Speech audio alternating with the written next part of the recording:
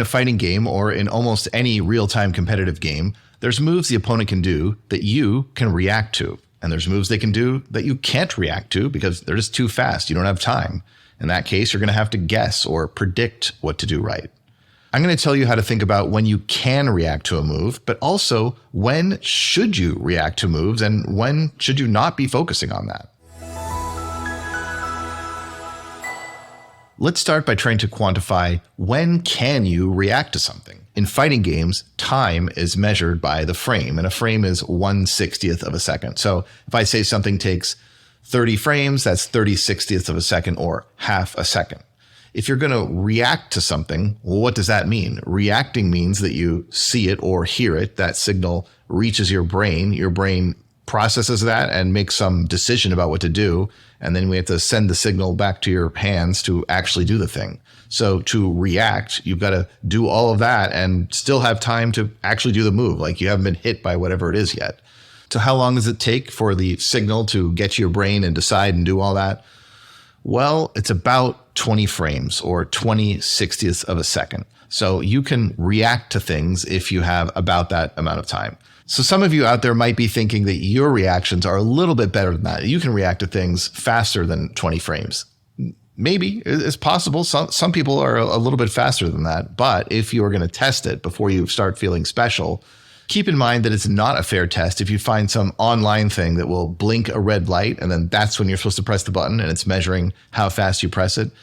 That's not really applicable to playing games. What it would have to be is something like it'll blink a red light and you have to press the button, and a blue light and you have to not press the button, or maybe a blue light and you have to press a different button. Okay, now that is what we're doing in games. And you'll find that the more complex your decision tree is there, the slower you're going to be. In the simplest situations that you're reasonably going to find in a fighting game, it turns out that about 20 frames or a little bit less maybe is how fast people can react at the fastest. On the other end, if something is 30 frames, pretty much anyone can react to that. Now, here's a great bread and butter example of reaction time, what you can react to, and that is the drive impact in Street Fighter 6. That's a move that has 26 frames of startup, and every character has this move. So if someone does the move to you, well, your character has it too, and you can do it back on reaction, and whoever does it second gets to hit the opponent. So if we're both just standing there and I'm waiting for you to do your drive impact, I'm waiting. Oh, there it is. You did it.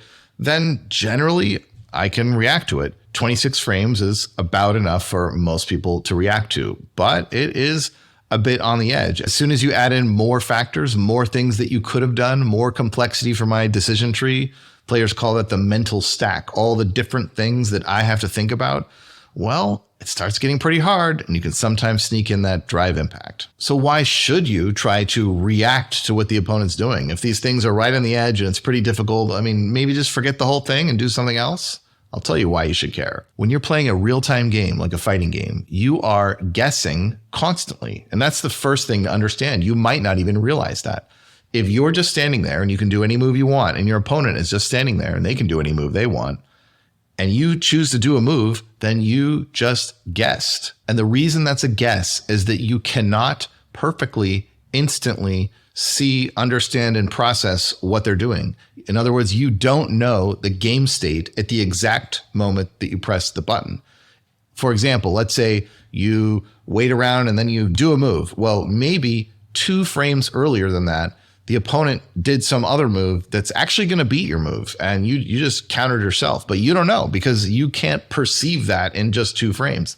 What if they did it 5 frames ago, 10 frames ago, 15 frames ago? Again, you're blind to it because you need some time to process what's going on. You don't really know the game state at any given moment. You only know what you can process, which is 20 or 30 frames into the past. So you're constantly guessing by the very nature of playing these games. The exception would be if the opponent has committed to some move. Let's say they're in some big, long, slow punch or sword slash or something like that. Well, as soon as they start it, maybe you know by the nature of the game and the move that they're going to have to do that whole move. They're committed. So now you do know. So in that case, you're no longer guessing. You know that they are locked into that move for a certain amount of time. And when you do your move, you should know exactly what the result's going to be without even waiting for the computer to show you. And that right there is the power of reacting.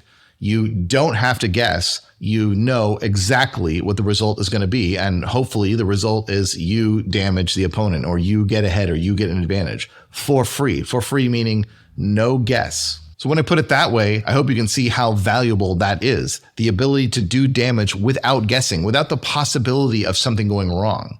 If you're a beginner to intermediate player, you can probably hugely increase your win rate by understanding this, by just focusing more on reaction, knowing what you can react to, what you can't, and just waiting for those opportune moments. For example, you're both just standing there, you're waiting, and if the opponent jumps in on you and your character has a move that's a really good anti-air, well, you can react. You get free damage. That's great. And that's just one of many examples. You'll start to realize that you can give the opponent the rope to hang themselves. You can let them do all sorts of dumb and bad moves that you can react to, and then they start beating themselves. Also, when you get ahead in life, it's going to get even worse to them. In a fighting game, if I have more life than you do, and then we both just do nothing, eventually the time runs out and I win. So if I'm ahead on life, one strategy is to turtle, to just sit there and block and wait and try to react to whatever you do. If you're behind on life, you don't really have that luxury, because if you sit there and wait, then I could sit there and wait, and then I'll eventually win. To give you a sense of how powerful turtling can be in fighting games, I want to tell you about the fighting game player Ricky Ortiz. She was a notorious turtle, and it was hilarious because even in cases where she was behind significantly in life, she would still turtle. And I would laugh because people don't know what to do. They can't help themselves but just attack anyway. They're not, used to someone doing that. She got away with it all the time. I did my best not to fall for that sort of thing. I remember another tournament that was not against Ricky, where the opponent was behind on life and was turtling. And so I held my joystick in defensive crouch. This was at an arcade machine, so we're actually standing next to each other, just waiting and waiting. And then I stepped a little farther away and stepped a little farther away, just barely, holding onto the stick to kind of emphasize how I was never, ever going to do anything. Like as a game of chicken, were they going to do anything? Then I would, leap back into position on the joystick. I just wanted to make the opponent feel stupid and realize how dumb and wrong their strategy was, because it, knocks them off balance. And it worked. They were definitely thrown by me doing that. Well, not literally thrown. And I won that tournament game against the person who turtled against me when they had low life. But the point still stands. Generally speaking, when you wait around and let the opponent do dumb things, you probably are going to profit. If all this sounds good to you and you want to react to more stuff and get free damage, I have some good news for you, and I also have some bad news for you. So let's start with the good news. Let's say you really want to do this. You want to go way in this direction, get all the free damage you can. How can you improve your skills? Well, a lot of it is about pruning that tree of possibilities. At any given moment, there's so many things that the opponent can do, and there's so many different options you have to react to all those things that it's overwhelming. And if you actually try to think about it, they do a move and you think, oh, geez, what should I do? It's way too late. So you've got to simplify this as much as possible. And the two main ways to simplify the tree have to do with pruning it to have fewer options, or having to do with knowing about specific moments in time. Well, let me start with the moments in time thing. Not all moments are created equal in the course of a game. There's some that are just way more important. There's some where a lot of things hinge on them, or some where people just can't help themselves but to do something. So those are the ones that you can put a lot more focus on and profit from. An obvious example is the beginning of the round. The instant that the round starts, people often tend to do something. So if you have a character that has a way to beat something that they might do right at the beginning, well, that's when you need to pay attention, that exact moment. Now, if you're both standing there for 5 or 10 seconds and nobody's doing anything, well, that can be a bit harder because you don't know exactly when the moment's going to come. But at the beginning of the round, you do, right when it's going to happen, so you can prepare for it. I'll give you an example from one of my Honda playing friends in Street Fighter. He says when he plays against Ken that one thing that Ken often wants to do at the very beginning of the round is throw a fireball right then, right when it starts. Another thing that Ken wants to do sometimes is jump towards him, or sometimes jump away. Honda has to prepare a move for each of these options. Now, there's other things Ken can do, but those three come up a lot. And so because of that, he will optimize his tree for those three things. So if Ken throws a fireball, Honda has a butt slam move where he flies way up and then comes down. And Ken can often deal with that, but not if he's stuck in that fireball animation. So that's going to be a good counter if he does a fireball, but it's not really good in the other two situations. If Ken jumps towards Honda, then Honda can beat that with a jab version of his headbutt move or his torpedo move. That's invulnerable right at the beginning, and that's going to hit Ken's jump in. If Ken jumps away, though, Honda doesn't really want to let him do that and be far away. So Honda wants to advance. And ideally, he could do the medium version of that same headbutt torpedo move and, cover some ground. So that's three different things that Ken can do and three different things that Honda can do. And that's reasonable. That's manageable. You could get away with that. It's a lot better than trying to worry about the 100 things that Ken might do when you've narrowed it down to the three really common ones. And to really dial in on the specific three counters that you have as Honda, it's very helpful. You can go a little bit further, though. You can prune the tree a little bit more. What if Ken jumps at you and instead of doing the jab headbutt, you do the strong one, the same one that you would do if you jumped away? Can that work? No, it's not as good, okay? The jab one is a little bit better, but the strong one can work too. So it can be worth it to do a suboptimal move if you are reducing the set of options that you have to worry about. The fewer things you have to worry about, the fewer mistakes and the faster you're going to be at executing it. So you might consider doing something like the strong torpedo when Ken jumps at you just to reduce the number of options you have to worry about. And back to the issue of timing, I mentioned at the beginning of the round, people really want to do a move right then. But there's other moments during a round that are kind of similar. Whenever you knock someone down and then right when they stand up, as soon as they can possibly do a move, they often really want to do a move right there too. So you can put a lot of your focus on right when they get up from a knockdown. Or there's some moves that right when they recover from one move, they really want to do another move the instant they can after the recovery of the first move. So all of these frames, 60th of a second that are just flying by that you can't possibly think about all of them. If you can reduce it to just a few key moments where you're going to have to enter your guesses, it gets a whole lot easier and a whole lot more manageable. I mentioned the concept of focus, your brain having to think really hard at these specific moments in time about exactly what are they doing so that you can correctly react to it. So focus is a resource. You really only have so much of it. You can't say, okay, I'm going to have this whole tree of reactions and just every frame, every 60th of a second, I'm going to be at complete full strength all the time and perfectly react to everything. If you try to do that, you're going to find it is mentally exhausting. And if you're in a tournament that could take hours and hours, there's no way you can keep that up for every moment of every match over that long period of time. So you have to really guard your focus as a limited resource and use it wisely. And that's why you need to care about these critical moments where you spend your focus there, not just everywhere else. I want to shift gears now and tell you why you might not want to focus on reactions. And even when I say that, I don't mean like maybe you never want to do it. No. If the opponent is just handing you free damage, if they do something that you can react to and hit them guaranteed, then you definitely should do that. But what I am talking about is if a player wants to really go far in that direction, really maximize their reactions like we were just talking about before, about pruning the tree and managing their focus and all that, well, there are some drawbacks. They are becoming a bit more exploitable and they are leaving some advantages on the table. So you've got to understand what is the flip side to all this before you know which way to go. So the first pitfall you'll face here is that if you really want to focus on reaction stuff, you become a bit predictable. And when I play players that have this mindset, I can usually tell. I can tell what's going on in their brains where I do this and they do that. And I do this other thing and they do a certain response. And it's, it feels like I'm playing a robot or something. And then I realize, I bet the robot, doesn't know what to do in a bunch of unfamiliar situations or, doesn't know what to do about weird, unexpected moves. And you can really screw with this type of player by just throwing them curveballs all over the place. You can do moves that they don't expect, but you can also create situations where you are forcing them to react like more often than they were really ready for and tax their focus. The kind of single-mindedness or tunnel vision that sort of player can have can also have other drawbacks. There's a player I played in Fantasy Strike who was just all in on reactions. He reacted to a couple things I did and got a good chunk of damage on me, and I was pretty impressed. But then I realized that's all he's thinking about. His whole brain is just consumed with running this program of reacting to the couple common things that my character does. So I thought, okay, I'm going to screw with this guy. Like, what if I walk forward?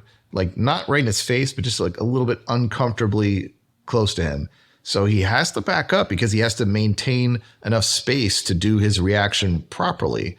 And then I thought, is he going to go all in on this? Like, what if I just keep doing it? Can I push him all the way to the corner?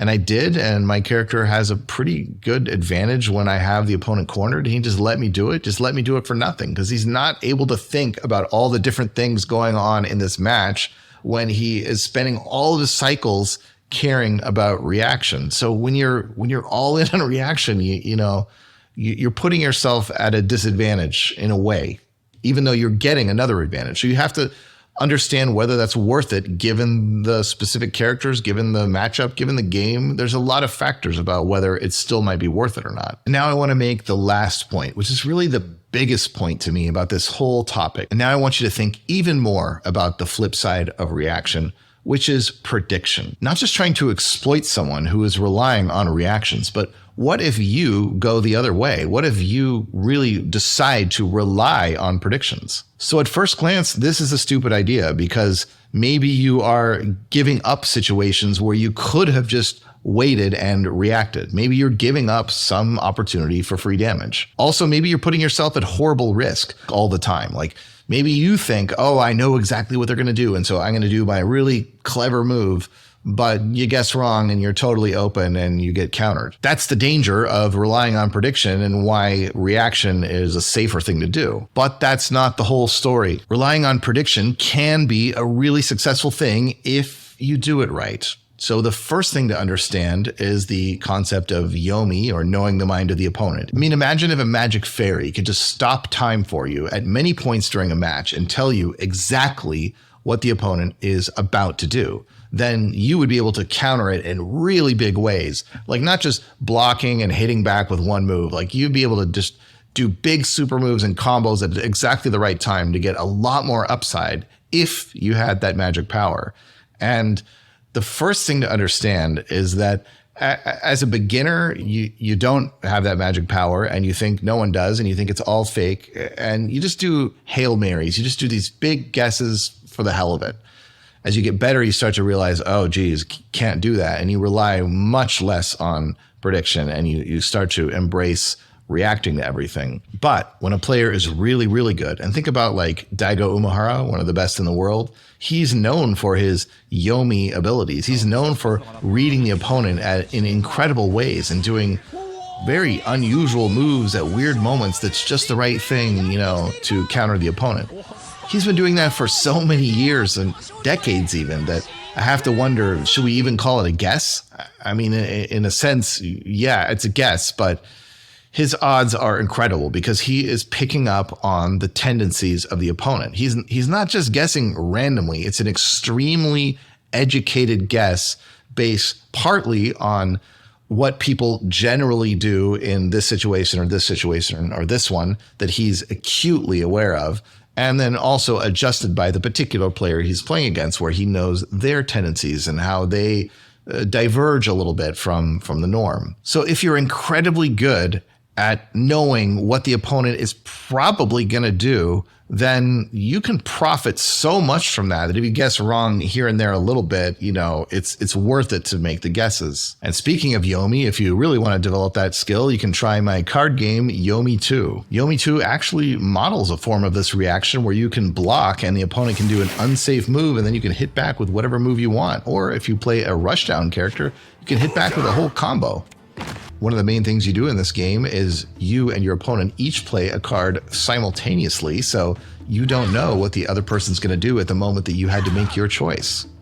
But of course, the opponent has tendencies that you can pick up on, and even much more importantly than that, there is a rhythm to the fight where they really, really want to block right now based on all the payoffs involved. It's interesting when both players understand those payoffs and realize, oh, one person really should do a reversal attack right here. Oh, one person really should dodge right here.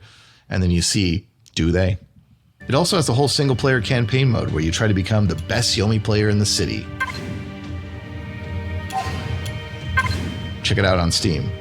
In case you're not persuaded by the concept of Yomi and the power of prediction in competitive games, you see it as mystical, which it's not. It's really just pattern recognition that you're picking up on unconsciously. But in case you're still a little bit skeptical, I want to come at this from another angle. We don't need to think about legendary players with incredible skills. Instead, let's just think about a matchup that you kind of can't win unless you rely on prediction. I'll use Honda as an example again. In Street Fighter 2, Honda can just sort of sit there and wait to do his anti-air against T-Hawk. T-Hawk has very few options that make any sense. Almost anything T-Hawk does, Honda could just react with the headbutt. So in this matchup, if you are the Honda player, you should absolutely rely as much as you can on reaction. You don't need to go after T-Hawk. You don't need to do weird, surprising stuff. You don't need to randomly butt slam at him to attack him. You can just wait and react, and you should. So what about T-Hawk? Can T-Hawk just sit back and react to everything Honda does? Well, if T-Hawk has the life lead, maybe there is some case to be made for that. But the big problem here is that it's a lot easier for Honda to get a little bit ahead in life than it is for T-Hawk. So if you actually play this match, most of the time what you're going to find is the T-Hawk player is behind in life and he has to make something happen. But almost anything he can do will be beat by what Honda does. So if you both just play it straight, if you both just rely on as much reaction as you possibly can, then the match is going to be hugely in favor of Honda, like 9-1 or worse. But there's something T-Hawk can do. He can rely on prediction instead of reaction. What he can do is jump in with jab from just slightly too far away. And when he lands, he can do a prediction, a risky dragon punch out of nowhere. And the result of all this is if Honda is trying to anti-air him with his torpedo, then actually Honda's going to be the one that gets hit, gets knocked down, and now T-Hawk has an in. He has a chance to do a bit of a mix-up, and maybe he can win. If Honda decides not to do the headbutt, that is also very scary for Honda, because what it means is he just let T-Hawk jump jab and get right next to him. So maybe T-Hawk will just do his big throw or something. So what T-Hawk is doing is creating a moment where he's forcing a guess to be made. And yeah, it is a huge risky guess on T-Hawk's part that can go really wrong. In general, that would be a questionable thing to do. But if you're stuck in a 9-1 matchup against you, where almost anything you do is going to lead to you losing, well, this is great. This actually opens it up and gives you some chance of winning. Another less extreme example from that, but also illustrates the same point.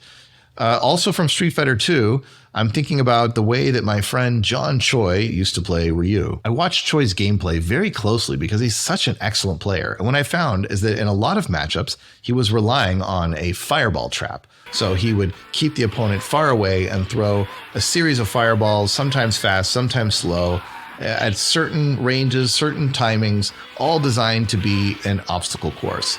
And there were a lot of times in these matches where if the opponent guessed right, they wouldn't actually get to hit him. They would just sort of get close enough that if they were to guess right again, then they could hit him. So he was reducing the number of risks to himself all the time in these matches. He would sometimes have to throw a fireball at such a time where they could jump over it and hit him, and he was taking a risk, but those were minimized. He did those as few times as he could. But then I saw him play against very good Dulcim players, and he played in completely the opposite way. He did things that seemed kind of crazy and unpredictable, and random dragon punches that made no sense out of nowhere, because he was trying to get lucky and hit one of Dulcim's limbs and knock Dulcim down. And if he did that, he would quickly jump and hurricane kick to get right up next to Dulcim, and then he would force as many guesses as possible. He would gamble as much as he possibly could.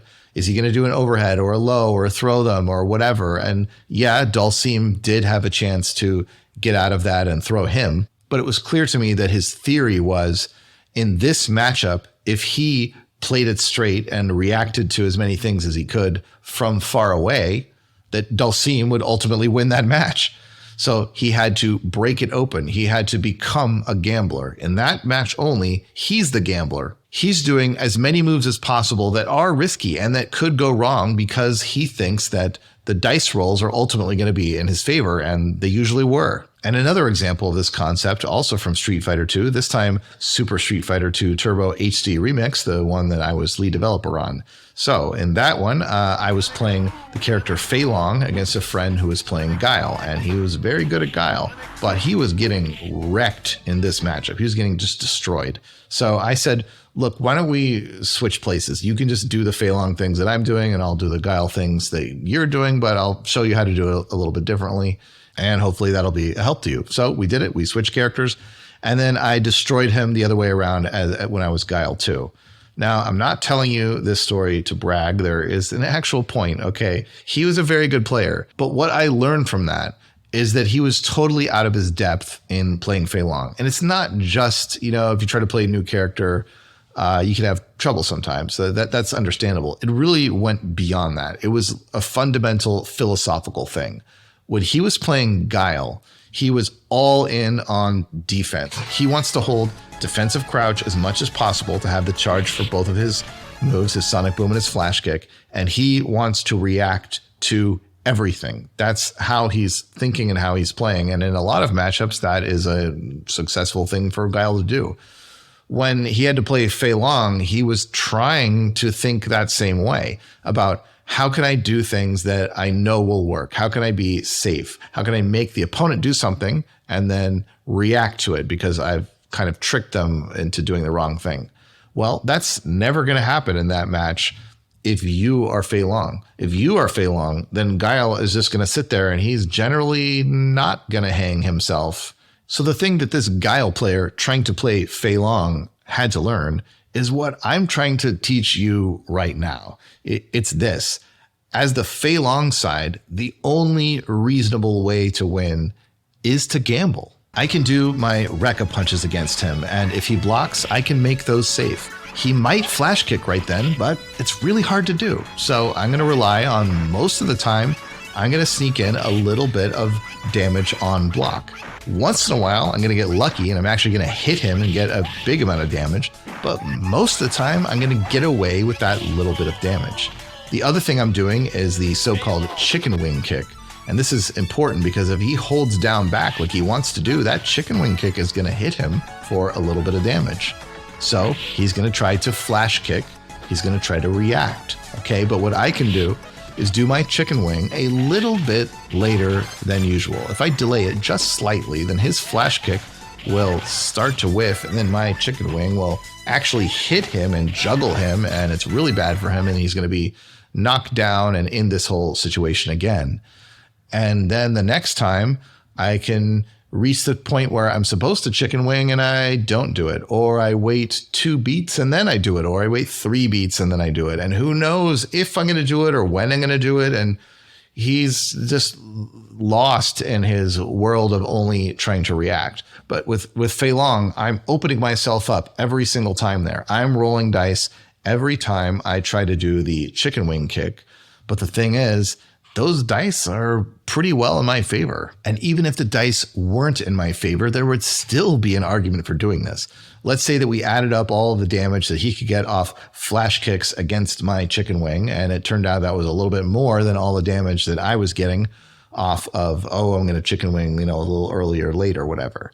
Well, the problem is there's not a lot else I can do in that match. It reminds me, if we think back to the T-Hawk versus Honda match, the alternative is kind of just sitting there and losing. So at first glance, that match might appear hugely in Guile's favor, but you can get it to be maybe only a little bit in Guile's favor, or maybe even a little bit in Fei Long's favor by constantly gambling, by making guesses, being proactive, and predicting when is he finally going to Flash Kick, and doing my chicken wing just a little bit late to bait it and juggle him. So in summary, if you can react to what the opponent is doing and then hit them back for free damage, then you absolutely should. And one thing you can do is really mold all of your gameplay around maximizing your ability to do that. And if you do, you're probably going to see a pretty good increase in your win rate for a while. But there is kind of a higher plateau to think about, which is playing against players who are good enough that they're going to exploit you. And then a completely separate concept is if you go the other route and rely on prediction.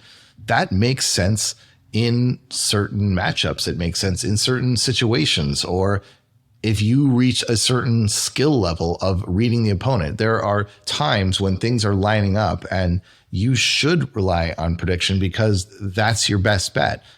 Maybe because if you rely on a reaction, the match is totally hopeless and you're never going to get anywhere anyway. Or maybe if you open yourself up with a bunch of guesses, the dice are going to favor you. You know, the expected value of all the hits you're going to get are bigger than the ones you're going to take. And it could be such a big difference that it's worth not bothering with reaction, with not bothering with sitting around and waiting for the opponent to mess up. There is no one answer here. So you're going to have to decide for yourself if you want to focus more on reaction or more on prediction, or if you think it matters based on which character matchup you're playing or which particular opponent you're playing, or even within a certain round, depending on what's going on. You might have to focus on one skill more than the other. But hopefully you have the tools to think about when reaction makes sense and when prediction makes sense. And if you have any stories about epic reactions or epic predictions, then I'd love to hear about them in the comments.